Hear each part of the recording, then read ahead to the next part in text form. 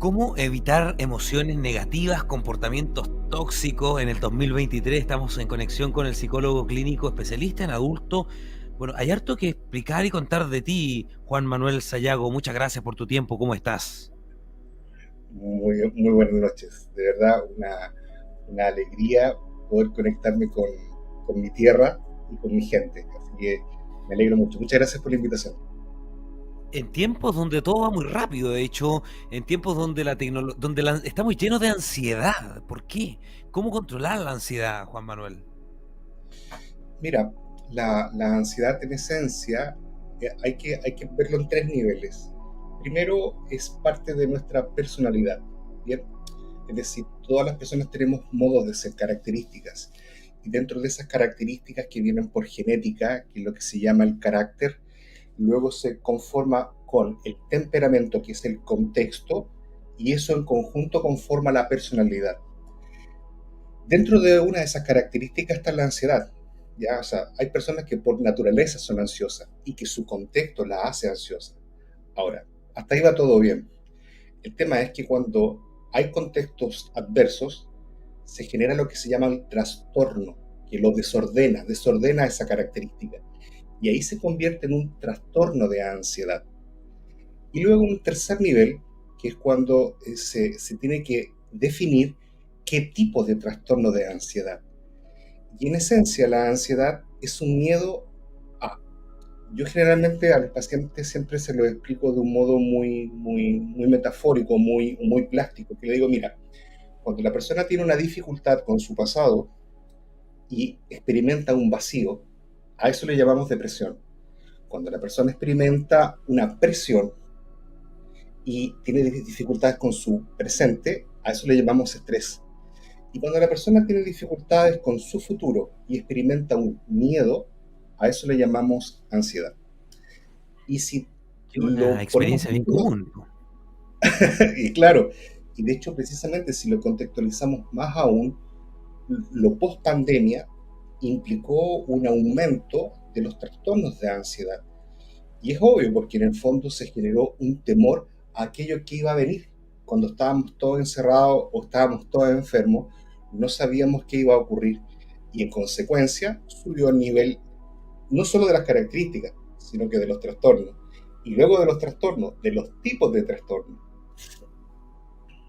Ahora la respiración profunda, por ejemplo, el mindfulness, la meditación, el ejercicio regular, una dieta equilibrada, quizás establecer rutina, esto, no sé, a veces uno limitar la exposición a estímulos estresantes, ¿no? Hay técnicas de relajación hoy día en tiempos donde la información está tan a la mano, conversar de esto y además no sentirse un bicho extraño por tener alguna ansiedad, o sea, es bastante normal al parecer, sobre todo con este nivel de hiperconexión, ¿no? Hace quizás 50 años era imposible saber tan al minuto de otra persona y hoy día si no te contestó a los 3 minutos ya así, ¿qué está pasando? Claro, claro, ahí quizás más que el concepto de normal, porque no es normal, es más común. Es decir, se ha generalizado esta situación de este temor frente al futuro y en consecuencia actuar. Eh, Cuando tú preguntabas, por ejemplo, sobre el tema de las técnicas para poder prepararse frente a este contexto un poco complejo, uno siempre dice, mira, si las personas durmieran bien, comieran bien y se distrajeran bien, no necesitarían ir ni al psicólogo ni al psiquiatra. ¿Ya? Creo que estos tres puntos que parecen muy de sentido común se han perdido. Es decir, aquella persona que no duerme bien, por lo tanto no descansa, aquella persona que no se alimenta sanamente, por lo tanto no se revitaliza, y aquella persona que a su vez también no se distrae sanamente, se desgasta. Y eso, como somos un ser uno, es decir, integral, lo psíquico, lo físico y lo espiritual o lo emocional, obviamente que si no alimentas bien a tu cuerpo, tu salud mental te va a pasar la cuenta.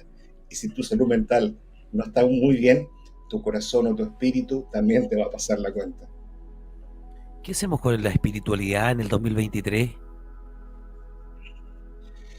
Yo creo que es esencial. Es decir, hay un autor que planteaba hace un par de décadas atrás que en la antigüedad el hombre era teocéntrico, ¿ya? Lieberman. Y decía que el centro de la sociedad era Dios.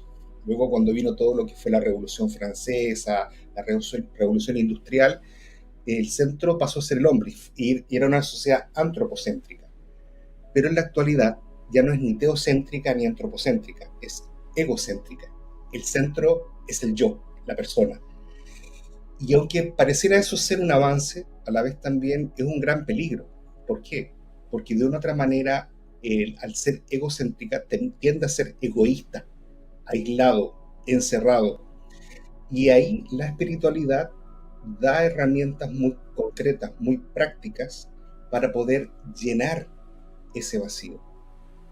De hecho, hay un poema muy lindo de San Agustín que él decía: oh, hermosura tan querida, tanto te busqué y sin saber tú estabas dentro.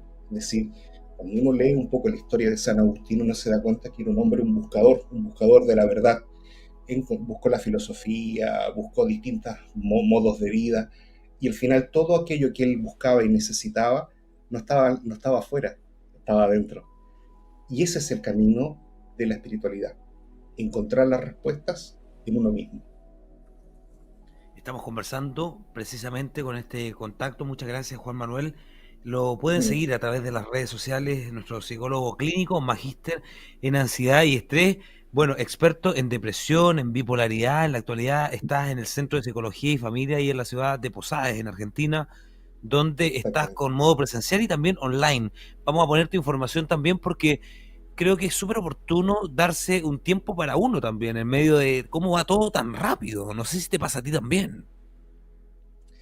Mira, precisamente cuando tú me planteaste este contacto, y me planteaste el tema del mindfulness, es interesante. ¿Por qué? Porque el mindfulness precisamente es una herramienta muy práctica, muy concreta, y que se ha comprobado empíricamente que la práctica continua del mindfulness genera un aumento en la calidad de la vida de las personas. Y en consecuencia, frente a esta pregunta de si, bueno, ¿cómo podemos mejorar la calidad de las personas? Es, por ejemplo, una herramienta muy práctica, practicando mindfulness. Y si a uno le preguntara, pero ¿y entonces, y qué es el mindfulness? Y el mindfulness, en esencia, es un ejercicio de respiración y un ejercicio de concentración. Es simplemente aprender a parar y a aprender a vivir. Antiguamente los estoicos lo nombraban la prosoché, que era este estar en el presente. Y decían, el hombre sabio, el hombre virtuoso, es aquel que logra resolver su pasado, enfrentar su futuro, pero experimentar su presente. Y si nos damos cuenta, en la actualidad, es una de las cosas que más nos cuesta. ¿Por qué? Porque vivimos siempre apurados de o pegados en. Pero, por ejemplo, el tomarse un café, que antes un café, uno dice, me lo tomo rápido, y hemos perdido la capacidad para poder disfrutar de un verdadero café.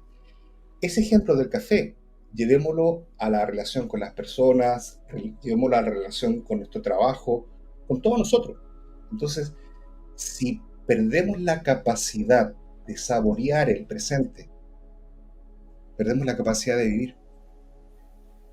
Estamos conversando con Juan Manuel, la filosofía además estoica que tiene sus raíces en la antigua Grecia y bueno, que ha perdurado a lo largo de los siglos. De hecho, la resiliencia ante la adversidad, la tranquilidad interior, el enfoque, ¿cierto? Muchas veces en lo que se puede controlar, quizás ese Mm. desapego de los resultados, ¿cierto? Cómo los estoicos valoran el proceso más que los resultados, la aceptación de la impermanencia, la ética, la virtud, autodisciplina, autorregulación, tanto por conocer y que además nos permite llevar una mejor vida. Mira, es interesante porque precisamente la filosofía estoica ha tenido un resurgimiento en la actualidad, no tanto a nivel de bestseller, que obviamente hay varios libros que recomiendo, por ejemplo, de Ryan Holiday o Pigliucci, que son libros que en el fondo uno puede decir, mira, están hechos para el público en general, El estoicismo se ha ocupado mucho en la psicología, especialmente dentro de lo que es mi campo, que es la cognitivo-conductual, en donde a las personas en la terapia se les da herramientas para que puedan resolver sus conflictos de manera muy práctica.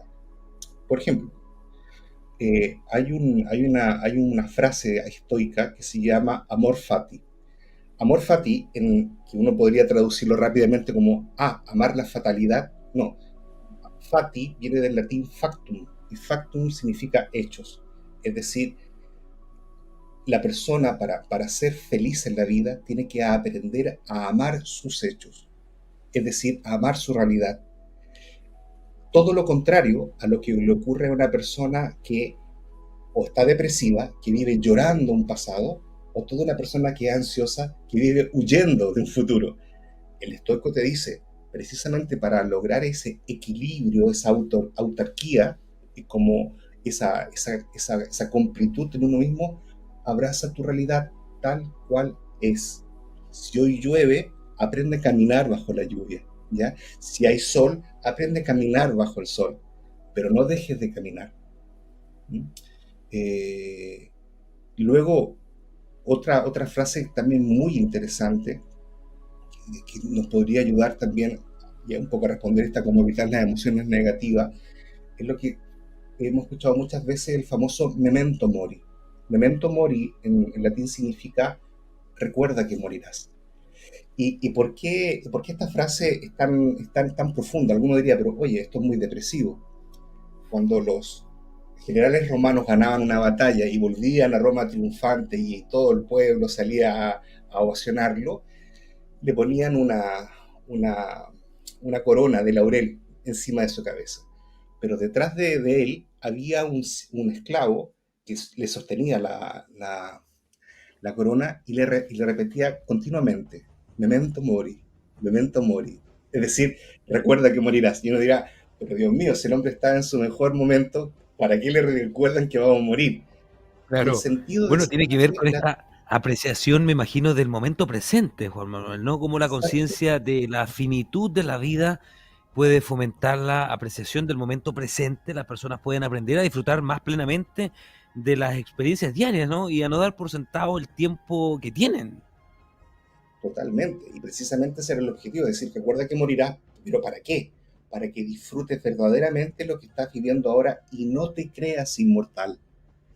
Y por eso fíjate que en la actualidad muchas de nuestras grandes frustraciones en la vida es que nos decimos, es que no tengo tiempo. Y Séneca, otro filósofo estoico, decía, no, no es que no tengas tiempo, es que no lo ocupas bien.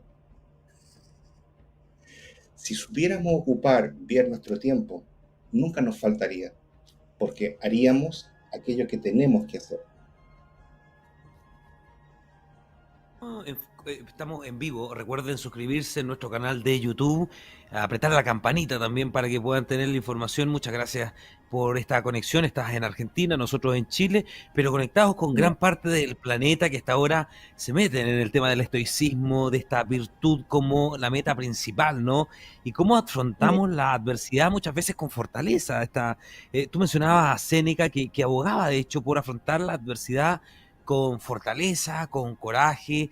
Creía que las dificultades eran oportunidades para el crecimiento personal y que enfrentar además los desafíos con resiliencia era un aspecto crucial de la virtud.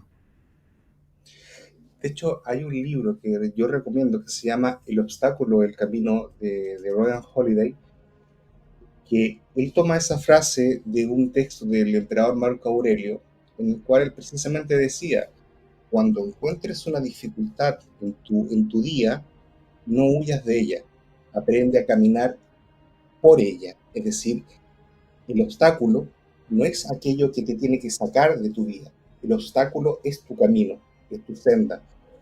O dicho de otra manera, cuando uno logra captar de que los problemas en la vida no son cosas excepcionales, sino que los problemas en la vida es lo común, uno se da cuenta que si uno afronta los problemas como una oportunidad, no es que el problema deje de ser algo complejo, pero la actitud de uno frente a esa realidad es diferente. Entonces creo que de una otra manera muchas de nuestras enfermedades mentales, específicamente la depresión, la ansiedad y el estrés, se, se, se bajarían de su nivel de complejidad si nosotros mismos cambiáramos la actitud de enfrentarlas a ellas. ¿Mm? Vuelvo a insistir, no es tener una actitud de bajarle el perfil a las dificultades, porque hay dificultades que son reales. Una enfermedad de cáncer es real, un desempleo es real, una infidelidad es real, pero como también lo decía otro filósofo estoico epícteto, el problema no son las cosas, el problema es la interpretación que nosotros hacemos de las cosas. La lluvia te va a generar que germine las semillas o te va a aguar la salida que tenías. La misma lluvia, distinta interpretación. Buenísimo. Bueno, y la comprensión profunda del cambio, ¿no? Este constante en el mundo y en uno mismo. O sea, esto de abrazar este flujo, adaptarse a las circunstancias en lugar de muchas veces resistirse a ellas. Mm. Mira, ahí también hay otra herramienta terapéutica y a la vez también estoica, que es la que se llama la dicotomía del control. Epicteto decía, en la realidad hay dos tipos de realidades, aquellas que dependen de mí y aquellas que no dependen de mí. Las que dependen de mí son mi responsabilidad y en consecuencia tengo que asumir que tengo que enfrentarlas, tengo que asumirlas, ¿ya? Tengo que sobrellevarlas, porque son mi responsabilidad. Pero aquellas realidades que yo me doy cuenta que salen de mi radio, que no dependen de mí, tengo que aprender a soltarlas. Y aquí saco Suelta un la ejemplo situación, que, ¿no? exacto, y aquí saco un ejemplo que ocupaba John Kabat-Zinn, que fue en Occidente el que introdujo el mindfulness como una técnica terapéutica. Él decía que es esencial en la vida de las personas tener la capacidad de soltar. Entonces él sacaba un ejemplo que era muy bueno, que decía, en la India, para los indios atrapar un mono, tomaban un coco y le hacían un hoyo y dentro del coco metían una banana, ¿ya? Y con un cable. Entonces, ¿para qué? Porque el mono lo que iba a hacer iba a meter su mano y agarrar la banana o el plátano. Y al querer sacar, como no iba a soltar la banana, iba a quedar atrapado en el coco. Y él decía, ese es un ejemplo muy plástico de que demuestra cómo nuestros deseos, cómo nuestras ambiciones, si no aprendemos a soltarlas, nos atrapan. Es decir, el mono sería libre si decidiera soltar esa banana. Llevándolo un poco a nuestra vida, nos damos cuenta que algo similar también nos pasa. Es decir, cuando tenemos una actitud demasiado posesiva frente a una persona, frente a una cosa, frente a una situación, y no somos capaces de aprender a soltarla, en el fondo nos hacemos esclavos de ella. Por eso está muy de moda lo que se llaman estas relaciones tóxicas, estas dependencias emocionales, que en el fondo demuestran nuestra no capacidad de soltar la banana y decir, si la soltara sería libre, pero como no quiero soltarla, yo mismo me hago esclavo. Súper, claro, distinguir muchas veces entre lo que está en nuestro control y lo que no. O sea, ¿cierto? Y además, solo tenemos control sobre nuestras opiniones, deseos, acciones. Los eventos externos, las acciones de los demás están fuera de nuestro control. O sea, la sabiduría a veces radica en Mm. aceptar eso, o no sé si a veces, radica en aceptar lo que no podemos cambiar y enfocarnos en nuestras propias actitudes y acciones. Y mira, y te lo complemento no solo en el aceptar, sino que también en el no aceptar. Por ejemplo, hay otra historia que también yo siempre también se la comento a pacientes que a veces tienen dificultades a nivel de ansiedad. Yo le digo, mira, había una vez cuando el discípulo se acercó al maestro y le dijo, maestro, ¿qué hago cuando alguien venga con malas intenciones, con deseos de hacerme un mal? Y el maestro le pregunta, ¿te gustan los regalos? Y el discípulo, sí, pero ¿qué tiene que ver eso con mi pregunta? Y él le dice, ¿qué haces cuando alguien te trae un regalo? Y él dice, bueno, lo tomo. ¿Y qué pasa si alguien te trae un regalo que no quieres? Y el discípulo dijo, bueno, se lo devuelvo, no lo acepto. Y ahí el maestro le responde, entonces aprende también a hacer lo mismo con las malas actitudes, con los malos deseos de otros. No te quedes con eso. Aprende a no aceptarlo y dejar que ellos se lo lleven. Entonces, por eso también te hago este paralelo de que no es solo aceptar, sino que también es aprender a no aceptar. Y eso un poco es lo que se llama la psicología, el aprender a poner límites. Límites a las personas, límites a las circunstancias, límites también a aquello que nos rodea, porque si no aprendemos primeramente nosotros a cuidarnos, nadie más nos va a cuidar. Gracias por esta conexión, Juan Manuel Sayago. María José Morales dice, tengo un hijo de 10 años y él está en una actitud muy agresiva porque piensa que todos están en contra de él. Tiene problemas en el colegio, con sus amigos y en casa. ¿Cómo se puede trabajar con él, María José Morales? Muchas gracias. Recuerden suscribirse a nuestro canal de YouTube. Mm. Mira, esto es interesante, aunque yo no soy especialista en niños, hay siempre un ejemplo que se toma también en la clínica, que se dice cuando muchas veces los padres traen a un niño con dificultad, ¿ya? Y más que uno enfocarse en el niño, uno tiene que enfocarse en la familia. Es decir, generalmente a veces el niño, cuando muestra agresividad, muestra o una actitud disfuncional, es en el fondo un síntoma o un signo de que algo en el sistema familiar no está funcionando bien. Es decir, un niño que llora o un niño que es agresivo no lo es por sí mismo.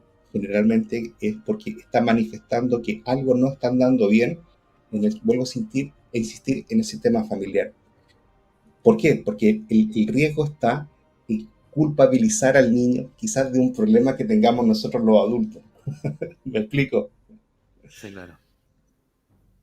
Súper. Bueno, muchas gracias de todas maneras.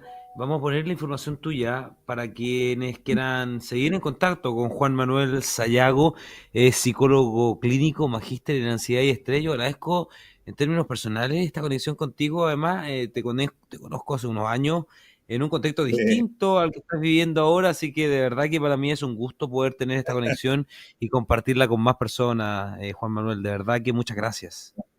no, gracias a ti por la invitación. Te la debía hace mucho tiempo. ¿No? Y por favor que no sea la última, porque de inmediato aparecen muchísimas preguntas de cómo estamos hoy día llevando mejores vidas. Ahora, Mm. un secreto cortito que tú creas que es importante de implementar el ser humano para en estos tiempos de cómo va todo. Bueno, la respiración consciente, ¿no? Aparte de la respiración consciente, otro secreto que quieras entregarnos. Yo soy de Mm. los que entrega el secreto de la oración, ¿ah? Hay gente que me mira raro, pero Eh, yo creo que la oración, la meditación, fundamental en la vida del ser humano. Mira, voy a dar un tips muy práctico y que está comprobado empíricamente a nivel de muchos estudios a nivel mundial. Dentro de la psicología hay distintas ramas, ¿ya? Y una de ellas es la que se llama la psicología positiva, que fue fundada por Seligman en Massachusetts, en Estados Unidos. Y Seligman planteó uno de sus paradigmas más fundamentales, lo que él llama el ejercicio de las tres bendiciones. ¿Qué significa? Que uno le dice al paciente, mire, al final de cada día, usted vaya y antes de dormir, dé gracias por tres cosas buenas que hayan pasado en el día. Y usted dice, ya, y solo eso, hágalo. Y ahora te explico cuál es el trasfondo que hay detrás. Nosotros por naturaleza tendemos a tener un sesgo negativo de las cosas. Si tenemos una camisa blanca y la camisa blanca tiene un puntito negro, decimos la camisa está sucia. Pero eso no es real. La camisa entera está blanca, está limpia, solo que hay un puntito que está sucio. Generalmente nos pasa eso con la vida. Decimos, mi día fue terrible. ¿Por qué? Porque me pasó un suceso negativo. Pero ese suceso negativo tiñó todo lo positivo que hubo en el día.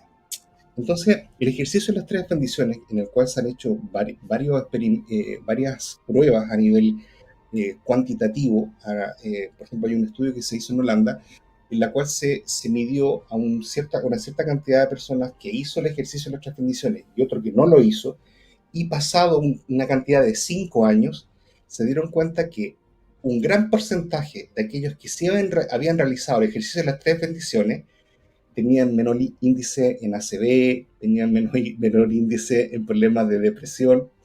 Y ahora tú me dirás, ya, pero ¿cómo se explica que un simple ejercicio de agradecer tres cosas en el día puede tener tanta implicancia en mejorar la calidad de la vida? Y es muy simple, porque si tú al final de tu día, de un día quizás duro, te das solo 3 minutos para pensar, a ver, ¿qué cosas buenas tuve en el día?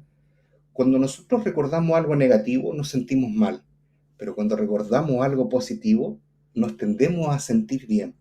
Es el primer efecto, que antes de dormir, al recordar, me voy a sentir bien. Segundo efecto, cuando yo me siento bien antes de dormir, adivina cómo va a ser nuestro sueño, de mejor calidad. Y Claro. si yo me dormí bien y luego me sentí bien, ¿cómo crees tú que va a ser nuestro despertar? De mejor calidad también. Y si eso lo repetimos en una buena cantidad de tiempo, eso va a significar una incidencia positiva en nuestra calidad de vida y en nuestra actitud. Porque al darnos cuenta que nuestra vida, a pesar de las dificultades, tiene cosas más lindas que malas, y al reconocerlas y al descansar, vamos a despertar mejor, y al despertar mejor, vamos a tener una actitud mejor. Y por eso se llama el ejercicio de las tres bendiciones. Buenísimo, muchas gracias por la información. Gratitud, aprecio. Practicar la gratitud regularmente, además asociado con beneficios psicológicos y emocionales. El optimismo también, ¿no? Este optimismo en la resiliencia y el afrontamiento, su trabajo. Además, cómo esta actitud optimista puede tener efectos positivos en la salud mental y emocional. Salud mental, que es palabra probablemente de las más ocupadas en los últimos años. Y claro, porque en el fondo nos damos cuenta que podremos tenerlo todo, ya, lo material, pero si nos perdemos a nosotros, no sirve de nada. Es decir, alguien podrá tener el mayor éxito, el mejor sueldo o el mayor placer, pero si no se tiene a sí mismo, si no tiene un sentido de sí mismo, no sirve de nada y termina vacío, termina vacío. Entonces, por eso la salud mental ya no es solo un tema de patología. Es decir, yo en mi consultorio, yo siempre digo, yo tengo dos tipos de pacientes. Los que son patológicos, es decir, los que vienen por un tema de trastorno, de personalidad, de depresión, y aquellos que yo llamo pacientes existenciales, que sin tener ninguna patología y a veces sin tener ningún tipo de dificultad, asisten a la terapia por un deseo de crecer, por un deseo de ser mejores, por un deseo en el fondo de ser felices. Y ahí uno se da cuenta, wow, a pesar de tener tantas cosas materiales en la actualidad, anhelamos mucho más aquello interno, que precisamente es lo que nos da consistencia en la vida. Juan Manuel Sayago, psicólogo clínico. ¿Cómo te podemos encontrar para quienes están conectados y quedan con ganas de más? Esperemos tener un segundo capítulo contigo acá en el Late Positivo. Bueno, gracias. No, no, muy simple. Bueno, yo tengo mis redes, son muy sencillas, las mantengo yo. Y, por ejemplo, yo trato todos los días siempre de, como me gusta mucho leer, siempre trato todos los días de subir aquello que leí que me llamó la atención. Entonces lo subo a mi Instagram, eso lo replico en el Twitter, en el Facebook. Y en algunas ocasiones, cuando tengo un poquito de tiempo, me atrevo a hacer algunos videos, ¿ya? Que son muy amateurs, pero por lo menos busco que sean un servicio para las personas. ¿Sí? Te Eso. Y agradecemos bueno, muchísimo. Es que de verdad, yo estoy muy feliz además de poder conversar contigo y que esta conversación no quede entre los dos, se haga pública, porque es importante escuchar voces que hoy día estén ayudando a llevar mejores vidas. Así que muchas gracias por tu tiempo y no, comprometidos. Un segundo capítulo, ojalá en diciembre, antes que termine el 2023. bueno, ahí no organizamos ningún problema, ningún problema, ¿ya? Siempre yo digo, todo aquello que es un bien termina siendo también un bien para uno. Entonces creo que el poder compartir lo que uno sabe termina siendo un beneficio para uno también. @Sayago, psicólogo, está la información del Instagram. Muchas gracias, Juan Manuel Sayago, que tengas una linda semana, Así un que, lindo mes de noviembre del 2023 y te esperamos pronto acá en el Late Positivo. Que tengas una buena noche, un buen día, dependiendo en el lugar del planeta que se encuentre. Muchas gracias a quienes se suscriben y también le dan me gusta a este capítulo. Muchas gracias, Juan Manuel, que tengas una linda semana. que Dios te bendiga. Nos vemos. Chao, chao.